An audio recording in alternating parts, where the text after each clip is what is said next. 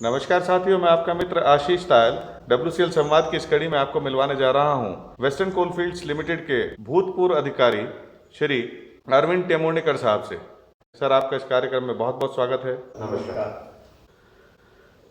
Sir, आपने लंबे समय तक कोल इंडिया को अपनी सेवाएं दी हैं। अपने करियर के शुरुआती दौर का मंजर हमारे WCL परिवार के सदस्यों के साथ साझा करने की कृपा करें।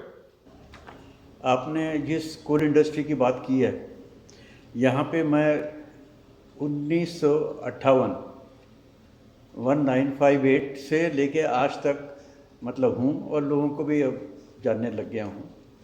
58 से लेके हम लोग कम से कम 63-64 तक धनबाद में थे। उस समय राष्ट्रीयकरण नहीं हुआ था और उसके बाद कामठी में जगह होने के कारण मुझे कामठी में बुलाया गया। कामठी उस समय प्राइवेट सेक्टर में थी, उसमें बुलाया गया। तो वहाँ यहाँ आने के बाद फिर कुछ 7-8 सालों के बाद नेशनलाइजेशन का दौर शुरू हुआ। हमने प्राइवेट सेक्टर में भी कम से कम 20 एक साल काम किए थे और बाद में प्राइवेट सेक्टर से बाद में जब राष्ट्रीयकरण होने लग गया तो राष्ट्रीयकरण के बाद और जब कारपोरेट सेक्टर आया तो कारपोरेट सेक्टर के जो एडवांटेजेस हैं वो हम लोग को मिलने लग गए। पहले मतलब ये सब चीज़ें मतलब बहुत ही लिमिटेड स्केल में, जैसे मान लीजिए स्कूल बस फैसिलिटी शायद नहीं थी। हम लोग अभी बच्चों को अभी कोई साइकिल से पहुंचाने जाया करते थे या इसको उसको रिक्वेस्ट करते थे भाई पहुंचा दो इनको।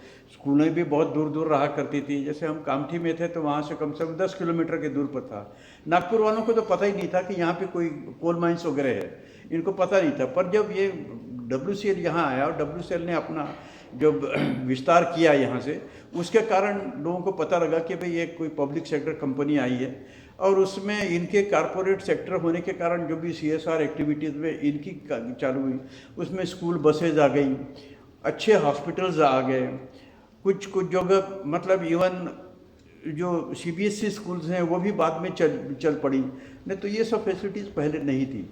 तो एक्चुअली वेस्टर्न कोल फील्ड का इस फील्ड में आना, नागपुर फील्ड में आना, ये बहुत मतलब यहाँ के लिए मतलब अच्छी चीज़ शामिल हुई।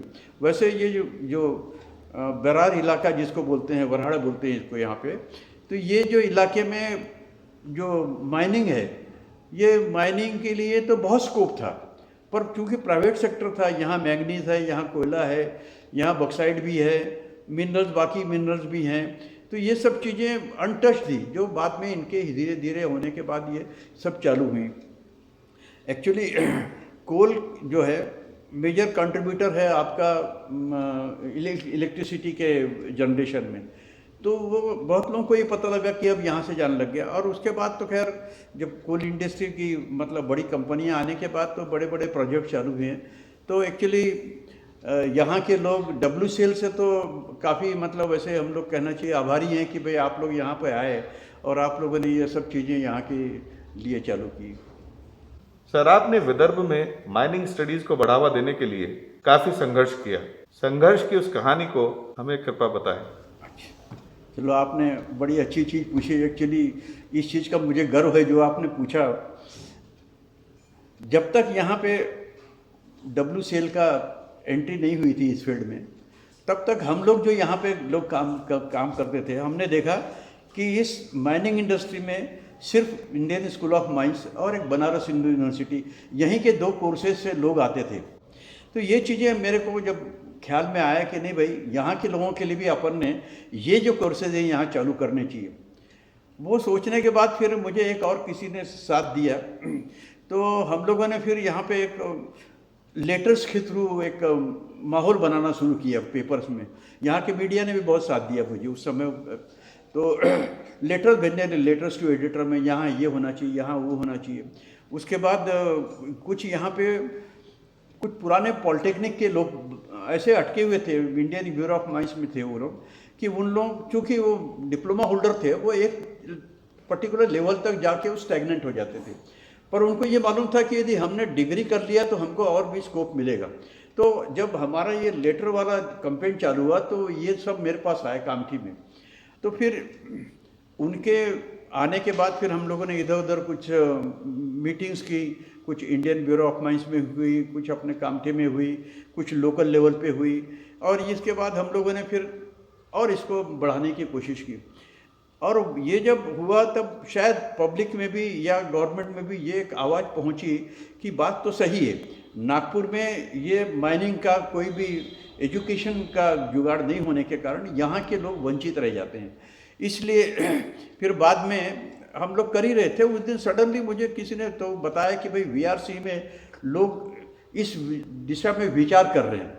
तो मैं एक दिन गया वहाँ पे, वहाँ कोई प्रिंसिपल थे मिस्टर आसोलकर के वीआरसी के, उनने पूछा फिर भी इसका क्या स्कोप है, क्या है, ये सब बारे में, माइनिंग बारे में पूछा। और सडनली उनने भी फिर जो पेपर्स बढ़ाए अपने, तो वो बाद में एक दिन पता लगा कि भाई वीआरसी में जो मतलब नेशनल इंस्टीट्यूट है इतना रेप्यूट का, उनने माइनिंग को स्थान दिया और माइनिंग डिपार्टमेंट चालू किया। फिर यहाँ के जितने प्राइवेट इंजीनियरिंग कॉलेजेस थे, जैसे नागपुर में आपका प्राइवेट इंजीनियरिंग कॉलेज था, यहाँ पे चालू हुआ, चंद्रपुर में चालू हुआ, और एक दो जगह, अच्छा उसके बाद पॉलिटेक्निक भी चालू हुए। ऐसा देखते देखते विदर्भ में 7 पॉलिटेक्निक चालू हुए। अब यहाँ पे तो कोई उसका इंफ्रास्ट्रक्चर नहीं था इस एजुकेशन का। तो इस डायरेक्शन में जब हम लोगों ने काम चालू किया, तो मैं तब तक चंद्रपुर पहुँच चुका था। चंद्रपुर में भी एक इंजीनियरिंग कॉलेज चालू हुआ था, प्राइवेट इंजीनियरिंग कॉलेज। और बाकी चूँकि इंफ्रास्ट्रक्चर नहीं होने से फिर वो जो लोग थे वहाँ पे, तो उन लोगों ने मुझे एक नोडल ऑफिसर जब बनाया कि भाई इसको जितना हम लोग सपोर्ट करना चाहें आप कर सकते हैं, और अपने देख लीजिए अपने रिसोर्सेज कितने हम लोग इनको दे सकते हैं। तो पहला तो था कि teaching facilities. Teaching facilities Chandrapur में कोई आना नहीं चाहता था, क्योंकि जितने थे सब अपने अपने जगह में अच्छी पोजीशन पे थे। कोई 2-3 फिर रिटायर्ड ऑफिसर्स मिले मुझे, मैंने उनको बोला, एक आरटी देशमुख करके काफ़ी बड़ा नाम था इसमें, आपका माइनिंग की किताबें वगैरह लिखी, उनको मैंने अप्रोच किया। तो वो भी फिर वहाँ पे आए चंद्रपुर में। फिर हम लोगों ने बैठ के एक छोटा सा मतलब एक्शन प्रोग्राम बनाया कि अब इसको क्या क्या करना पड़ेगा। तो उसके तहत फिर पहले तो खैर कुछ फैकल्टीज़ आए, उसके बाद फैकल्टीज़ कम थे, तो फिर कंपनी ने कहा कि भाई ऐसा है, आप लोग अपना समय निकाल के इनको जाके यदि पढ़ा सकते हैं तो आप भी पढ़े। तो उसमें मैं भी जाता था, इंजीनियरिंग कॉलेज में मैंने भी इन लोगों को, मतलब मेरी पहली बैच जो थी इनकी, उसमें मेरा काफ़ी योगदान है, मतलब 1-2 साल तक मैं पढ़ा है। अच्छा वो हुआ। उसके बाद लैब जो ये तैयारी करनी थी, हर चीज़ सामान इनको खरीदना पड़ता था। अब सामान कोई मिलता नहीं था। फिर मैंने कंपनी को अप्रोच किया कि साहब अपने जितना स्क्रैप मटेरियल इधर उधर पड़ा हुआ है, विच हैज़ नो वैल्यू, और पड़ा रहेगा, सड़ जाएगा यहाँ पे, तो इसको आप यदि चाहें तो इंजीनियरिंग कॉलेज को डोनेट कर सकते हैं। तो ऑफिशियली दे एग्रीड कि साहब आप आइए, आप देख लीजिए इसमें से आपको कुछ अच्छे चीज़ें मिलती हों जो आप लेबॉर्ट्री में रखना चाहें। तो फिर हम लोगों ने एक कमेटी बनाई, आई वहाँ पे रायतवाड़ी में कुछ सामान पड़ा था, कुछ बल्लारपुर में पड़ा था, उस सामान में से हम लोगों ने कुछ पिकअप किया, और वो जाके फिर वहाँ पे चंद्रपुर की लेबॉर्ट्री हम लोगों ने ऐसे करके वहाँ पे डेवलप की धीरे धीरे। और वही चीज़ फिर वहाँ पे एक और ये डेवलप हुआ था, अपना पॉलिटेक्निक डेवलप हुआ था। वो पॉलिटेक्निक में तो मेरा बहुत बड़ा योगदान था, क्योंकि मैं वहाँ पे तब तक पढ़ाने भी लग गया था। और इस प्रकार मतलब कंपनी ने तो, वेस्टर्न कोलफील्ड ने मतलब इस इंडस्ट्री को बोलो माइनिंग इंजीनियर्स इतने दिए। पहले तो मतलब यहाँ भी देखो सिर्फ वो हमको धनबाद के या बनारस के और एक आध दो और अच्छे इंस्टीट्यूट थे वहाँ के मिलते थे। अब आज चंद्रपुर पॉलिटेक्निक और चंद्रपुर इंजीनियरिंग कॉलेजेस के काफ़ी लोग आज मतलब जनरल मैनेजर लेवल तक आ चुके हैं। हो सकता है वो मतलब डायरेक्टर लेवल पर भी आ जाएं। तो जो जैसे आप बाकी का तो जानते ही हैं जो लोग हैं वहाँ पे, तो इस प्रकार इनका बहुत बड़ा योगदान है। सर आपने कई पुस्तकें भी लिखी हैं, उन पुस्तकों के बारे में हमें कुछ जानकारी दीजिए। जब कोल माइंस का राष्ट्रीयकरण हुआ तो हर जगह में बड़ी बड़ी मतलब प्रोजेक्ट्स आने लग गए, नई नई और माइनिंग खोलने लगी। पर ये सब माइनिंग चलाने के लिए, खदानें चलाने के लिए बाकी सुपरवाइजरी लोग नहीं थे। जो भी थे हमारे पुराने जो वर्कर्स थे वो अपने कहीं इधर उधर चलाते रहते थे। पर अब इतना बड़ा जो एकदम ये हुआ तो बहुत बड़ा वैक्यूम हो गया कि अब माइनिंग इंजीनियर्स नहीं हैं आपके पास। आपका सुपरवाइजरी जो नीचे लेवल पे जो काम करने वाले वो नहीं है, जिनको माइनिंग सरदार, ओवरमैन, शॉट फायरर, इस पर ये सिर्फ वर्कर में से ही जाते थे ये लोग। तो ये सब पता नहीं मुझे क्यों ऐसा ख्याल आया कि अपन ने यहाँ इतना किया है तो ये इसके लिए कुछ ऐसी किताबें बनाए। अभी तक क्या था कि कुछ सब किताबें जो माइनिंग की थी वो सब इंग्लिश मीडियम में थी, यानी हम चाहते थे कि आप पढ़िए, परंतु जो वर्कर्स को बोला जाए कि भी ये पढ़ो तो उनको तो कुछ समझ नहीं आता था।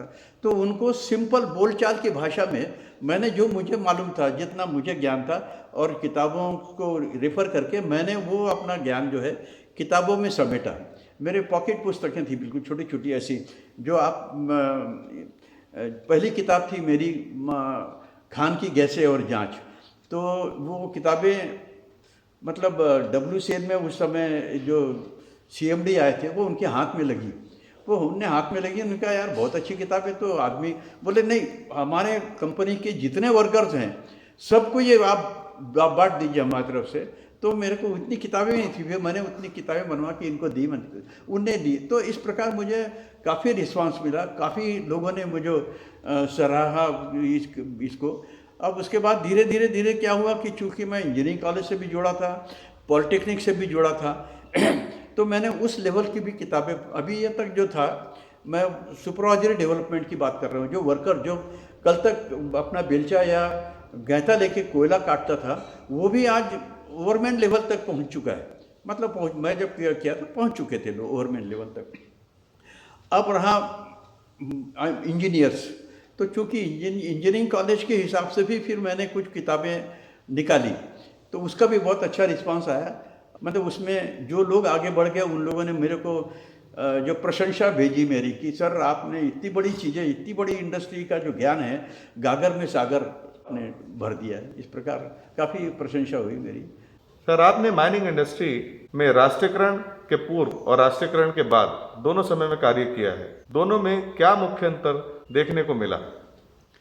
अच्छा, राष्ट्रीयकरण के पहले चूँकि प्राइवेट माइंस थी, प्राइवेट माइंस में उनका फंड्स के और इनके हमेशा प्रॉब्लम्स रहते थे। वो सिर्फ मतलब उनका लिमिटेड स्कोप रहता था कि भाई मेरे को यदि इतने मैंने कैपिटल लगाए हैं तो मेरे को इतना आना चाहिए, इतना इतना रिटर्न आना चाहिए, उस हिसाब से। पर कभी मतलब वर्कर्स के बारे में जितना सोचा जाना चाहिए था, एक डिपार्टमेंट रहता था, कोई सेफ्टी ऑफिसर रख देते थे, वो सेफ्टी ऑफिसर ने हमसे आपसे कोई पूछ लिया, कभी कुछ रीते कर दिया, तो उतने हुआ था। पर राष्ट्रीयकरण के बाद वो पूरा जो सीनरी एकदम चेंज हो गया। जब यहाँ पे सरकार आई, सरकार ने भी पैसे भी डालने शुरू किए, तब जाके मतलब असली एक्चुअली जो करना चाहिए था इन लोगों ने कॉर्पोरेट सेक्टर में करना चाहिए, उतना सब बाद में हॉस्पिटल्स बोलिए, स्कूल्स बोलिए, स्कूल बसेस बोलिए, और बाकी मतलब क्रीड़ा मतलब स्पोर्ट्स फैसिलिटीज़ कई जगह इन लोगों ने फिर ये बनवाया, अपने स्टेडियम बनवाए। कामठी में भी हम लोग थे उस समय, एक बड़ा स्टेडियम बना फिर वहाँ पे। अच्छा, इवन इसकी सेफ्टी के स्टैंडर्ड्स और इवन ट्रेनिंग के स्टैंडर्ड भी बढ़ गए। यहाँ आने पहले कुछ भी नहीं रहता था, एक नाम के लिए किसी ने ट्रेनिंग ऑफिसर रख दिया था, कि नाम के लिए एक सेफ्टी ऑफिसर रख दिया था, वो अब बेचारा जाता था, उसके जितने लिमिटेशन से उसमें करता था। पर अब जो ट्रेनिंग ऑफिसर आया, जो सेफ्टी ऑफिसर आया, उनके पास कुछ पावर्स भी आ गए, कुछ पैसे भी उन लोग खर्चा करने सकते थे, तो वो होने लग गई। जहाँ तक ट्रेनिंग का सवाल है, मुझे लगता है कि जब मैंने प्राइवेट सेक्टर के बाद जब हम लोगों ने इसमें आए, तो उस समय ट्रेनिंग में मैंने बहुत सी पोस्टर्स बनाए, छोटी छोटी और किताबें मतलब बनाए जो आप इधर उधर बांट सकते थे, फ्री बटन लिफलेट्स बनवाए, उसके बाद कुछ मॉडल्स बनवाए। ये सब ट्रेनिंग में किया हम लोगों ने। और ट्रेनिंग के लिए कोल इंडिया की जो फर्स्ट सेफ्टी ओरिएंटेड फिल्म थी ऑन रूफ बोल्टिंग, वो मैंने वहाँ पे चंद्रपुर में रहा था उस समय, ये नया नया सब कल्चर चालू हुआ था, तो जितने भी हमारे लिमिटेशन से वो देखते हुए हम लोगों ने वो पहली फिल्म बनाई थी। उसके बाद तो खैर काफ़ी लोगों ने ये किया। वेस्टर्न कोलफील्ड्स का एक बहुत बड़ा प्रोजेक्ट जिसके बारे में अब हम लोग चर्चा करने जा रहे हैं, वो था इकोलॉजिकल बैलेंस, जो है पेड़ पौधे जो है उनको बढ़ाना, प्लांटेशन करना। तो उस समय मैं वनी एरिया में था, हम लोगों ने इतने प्लांट्स लगाए, फॉरेस्ट डिपार्टमेंट ने हमको बहुत सपोर्ट किया उस समय, इतने प्लांट्स लगाए। और वो जो ओवरबर्डन डंप्स थे, मतलब दुर्गापुर में बोलिए या माजरी में बोलिए, इन डंप्स के ऊपर उनको खोदना और प्रॉपर प्लांटेशन करना, फॉरेस्ट वाले हमको काफ़ी गाइड कर रहे थे। उसमें आज की पोजीशन ऐसी है कि मतलब उसी समय जब हम लोगों ने प्लांटेशन लगाना शुरू किया था, तो I think in the year 83 या 82 की बात है, सडनली हमको एक दिन खबर आई फॉरेस्ट डिपार्टमेंट से कि हम लोग आके ये आपका इंस्पेक्शन करना चाहते हैं, क्योंकि हम लोग देखते हैं आपने बहुत काम किया। तो उनका इंस्पेक्शन वगैरह हुआ और एक दिन खबर आ गई कि गवर्नमेंट ऑफ महाराष्ट्र ने वनी एरिया को वनश्री का एक अवार्ड रहता था, वनश्री अवार्ड, वो देने की इच्छा जाहिर की है। और उसके लिए हम लोग को देन माई सेल्फ और हमारे CK वीरेंद्र राव के जनरल मैनेजर हैं, औरंगाबाद गए। और औरंगाबाद में एक बच्चा छोटा सा फंक्शन हुआ था, उसमें वेस्टर्न कोलफील्ड को वनश्री अवार्ड से सराहा गया था। और आज तो पोजीशन ऐसी हो गई है कि वहाँ पे आप बड़ी एरिया में चले जाइए, वो उस तरफ में इतना डेवलपमेंट हो गया है कि वो तो जंगल से कनेक्ट हो गया है। तो मतलब वहाँ पे एक WCL को सर्कुलर निकालना पड़ा कि भाई आप लोग शाम के समय, सुबह के समय और अंधेरा होने के बाद इस तरफ घूमने मत जाइए, क्योंकि वहाँ की वाइल्ड लाइफ लोगों ने देखा हुआ है। तो आज पोजीशन ऐसी है कि हम लोगों ने भी काफ़ी आज सोचते हैं कि भी बहुत बड़ा काम हुआ था। और ये it is only because of western coalfield, जो उन्होंने ये प्लांटेशन का काम किया था। तो सर, पिछले कुछ वर्षों में कोल माइनिंग इंडस्ट्री में क्या बदलाव आपने महसूस किए हैं? जिस पीरियड में हम लोग काम करते थे, हम उससे ही हम कंपेयर करेंगे तो हमको पता लगेगा कि बहुत बदलाव हो चुका है। पहले का एटीट्यूड बोलिए अलग रहता था, प्राइवेट सेक्टर में बिल्कुल ही अलग था उनको। तो और उनके पास लिमिटेड रिसोर्सेज रहते थे, और उनके पास ये प्रोजेक्ट भी नहीं रहते थे, ऐसे सोशल प्रोजेक्ट्स वगैरह जो हैं ये भी नहीं रहते थे।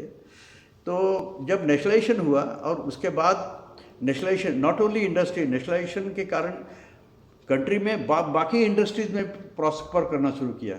नेचुरली कोल की इतनी डिमांड बढ़ गई यहाँ पे, सडनली इतनी डिमांड बढ़ गई कि ये डिमांड को फुलफिल करने के लिए कुछ दिन तक तो मतलब काफ़ी इनकी प्लानिंग चलती रही। अब उसके बाद धीरे धीरे हम लोग सेल्फ सफिशिएंट हो गए थे, और उसके कारण क्या हुआ कि इस इंडस्ट्री के कारण दूसरी भी जो इंडस्ट्री जिसको अपन लोग इनके ऊपर डिपेंड होने वाली इंडस्ट्री, वो भी प्रॉस्पर कर गई।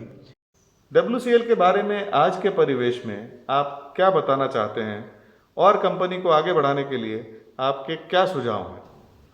कंपनी का विकास वैसे तो काफ़ी हो चुका है, पर जैसे और कंट्री की रिक्वायरमेंट इतनी बढ़ती चली जा रही है, तो इसमें मुझे ऐसा लगता है कि कंपनियों ने और नए नए प्रोजेक्ट्स खोलने चाहिए। और ऐसे खोलने चाहिए कि आज जैसे इंडिया में कुछ इंपोर्ट भी होता था कोयला, ये इंपोर्ट हमेशा के लिए ये बंद हो जाए और हम लोग सेल्फ सफिशिएंट हो जाए, ये हमारी इच्छा है। और हम यही चाहते हैं इस कंपनी से कि भाई आप इतनी प्लानिंग करिए कि कुछ नए प्रोजेक्ट्स और मिले। नए प्रोजेक्ट्स आने से क्या है, लोगों का कारोबार भी बढ़ता है और लोगों को मतलब ये भी पोटेंशियल भी बढ़ता है इसका। तो ये सब चीज़ें देखते हुए, और एक मैं चाहता हूँ कि ऐसे बच्चों के लिए जो नागपुर में खास हायर एजुकेशन के लिए आते हैं, इनके लिए कोई बहुत बड़ा हॉस्टल का बंदोबस्त करें तो उनके लिए बहुत बड़ी सुविधा हो जाएगी। क्योंकि हमने देखा अभी जो बच्चे आते हैं कहीं कहीं इधर रहना उधर रहना, उनके खाने पीने की ये नहीं रहती, तो एक अच्छा हॉस्टल बहुत ज़रूरी है। हम लोग बहुत दिनों से सोच रहे थे कि कंपनी कोई अच्छा हॉस्टल बनाए जहाँ पे वर्कर्स के भी लोग आएँ। इसी संदर्भ में मुझे अभी याद आया कि हम लोग जब अपने सिलवाड़ा वगैरह में थे, उस समय हम जहाँ रहते थे बगल में जो माइनस क्वार्टर जो रहते थे, वहाँ हम देखा करते थे, वहाँ से एक बच्चा क्रिकेट में खास इंटरेस्ट ले रहा था। आज वो शख्स इंटरनेशनल लेवल तक पहुँच चुका है और इंडिया की टीम में उसको हमेशा नाम लिया जाता है, वो है उमेश यादव। तो मेरा कहने का तात्पर्य ये थी सका, ऐसे जो लोग अपने कोल इंडस्ट्री में अंदर में हैं, फील्ड में जो है, इनको इतना हम लोगों ने बढ़ावा देना चाहिए कि ये ऐसे सामने आए। और मैं तो चाहता हूँ कि जैसे आज फौज से या सेना से लोग जा रहे हैं वहाँ पे ओलंपिक्स में, हमारे माइनस में भी वहाँ पहुँच सकते हैं, ऐसी कोई बात नहीं है। यदि डिटर्मिनेशन है, यदि आपने ठान लिया कि भी मुझे करना है तो भी करना है। तो इसलिए मैं इसी संदर्भ में कह रहा था कि यहाँ पे वो फैसिलिटी आपने क्रीड़ा फैसिलिटी डेवलप करनी चाहिए, हॉस्टल देनी चाहिए लोगों को, लोग कंफर्टेबल हो जाएंगे। और यदि डिटर्मिनेशन से काम कर रहे हैं तो वो दिन दूर नहीं कि आज तो सिर्फ सेना की बात होती है कि भी सेना से ही लोग जाते हैं, ऐसा नहीं है। कोल इंडस्ट्री से भी लोग इन बड़े जगह में पहुंच सकेंगे। सर, सेवानिवृत्ति के बाद आप अपनी दिनचर्या के बारे में हमें बताएं। फॉर्चुनेटली और आप लोगों के सबके लोगों के आशीर्वाद से मेरे जितने भी बेटे हैं अपने अपने फील्ड में लगे हुए हैं, एंड उनका कोई मेरे से मतलब मुझसे कोई रिक्वायरमेंट नहीं है उनकी। तो मैंने जो कुछ मेरे पास जितनी थोड़ा बहुत मैंने पूंजी जमा की है उसमें मैं सिर्फ मतलब इन्हीं कामों पे लगाना चाहता हूँ। और यही सब देखते हुए, और दूसरा जैसे मैंने अभी किताबों की बात की थी, इस किताबें चूँकि मैं प्रिंट वगैरह करवा रहा था इसलिए मुझे प्रिंटिंग से एक खास जुड़ाव हो गया था। तो वो मैंने अब रिटायरमेंट के बाद में थोड़ा उसको और डेवलप किया। अब मेरे पब्लिकेशंस का भी कुछ काम है और मतलब वो पब्लिकेशंस यहाँ भी चलते हैं और मैं फॉरेन में भी कुछ एक्सपोर्ट कर रहा हूँ। तो ऐसे इस प्रकार ये मेरी दिनचर्या है। एक तो ये हो गई, और इसमें दूसरा ये है कि मेरे पास एक छोटी सी ज़मीन थी, मैंने कहीं लेके रखी थी। वहाँ पे मैंने एक स्कूल खोल दिया, उसका नाम है तेजस विद्यालय। इकोनॉमिकली वीकर सेक्शन के लिए मैंने खोला हुआ है। वहाँ ऐसे बच्चे हम लोग एडमिशन देते हैं जो इधर उधर से घूम के आते हैं, बोलते हैं हमको वो फीस जो है उतनी नहीं दे सकते, तो हम लोग उनको जो भी फीस देते हैं, दिया तो ठीक है, नहीं दिया तो ठीक है, कुछ कंट्रीब्यूट करना पड़ा तो अब मैं अपने से भी कंट्रीब्यूट कर देता हूँ। ऐसे करते हुए मेरे पास वहाँ पे करीब 200 बच्चे वहाँ पे अभी पढ़ रहे हैं। और भी उसमें बताना चाहूँगा कि एक तो बच्ची ऐसी है जिसकी मतलब पेरेंट्स ने दरवाजे पे ला के रख दिया था फाटक के पास कि भाई इसको, मेरे पास पैसे वैसे नहीं है, इसको आपको पढ़ाना है तो पढ़ाइए। हम लोगों ने दरवाज़ा खोल के उनको अंदर किया। हमारे माइनिंग एजुकेशन इन महाराष्ट्र के अभियान के तहत यहाँ इंजीनियरिंग कॉलेजेस और पॉलिटेक्निक में माइनिंग कोर्सेज इंट्रोड्यूस हुए, जिसके कारण न केवल स्थानीय बल्कि CIL और उनकी सब्सिडीज परिवार को, बच्चों को भी ये आशा की किरण जागी। हमारे बच्चों को शिक्षा और नौकरियां भी इसी इंडस्ट्री में मिलने लग गई। इसका सारा श्रेय WCL मैनेजमेंट को जाता है, जिसका मुझे पूरा सहयोग समय समय पर मिला। अंत में मैं यह भी बता दूं कि CIL परिवार के कुछ बच्चों का मैं लोकल गार्जियन भी रहा, जो आज इन कंपनियों में विभिन्न पदों पर अपनी जवाबदारी निभा रहे हैं।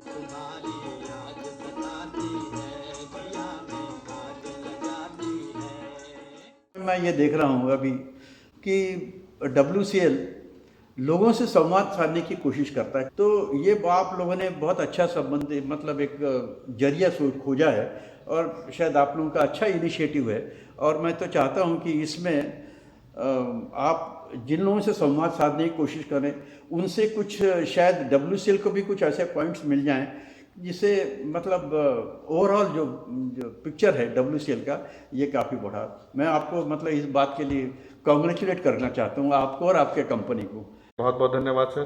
धन्यवाद सर, आज के इस कार्यक्रम में आप हमारे साथ उपस्थित हुए, हमारे साथ अपने एक्सपीरियंसेस और नॉलेज को शेयर करा, इसके लिए हम आपके हृदय से आभारी हैं। हम आपका धन्यवाद करते हैं। इस कार्यक्रम में आपका आने के लिए बहुत बहुत धन्यवाद सर। नमस्कार।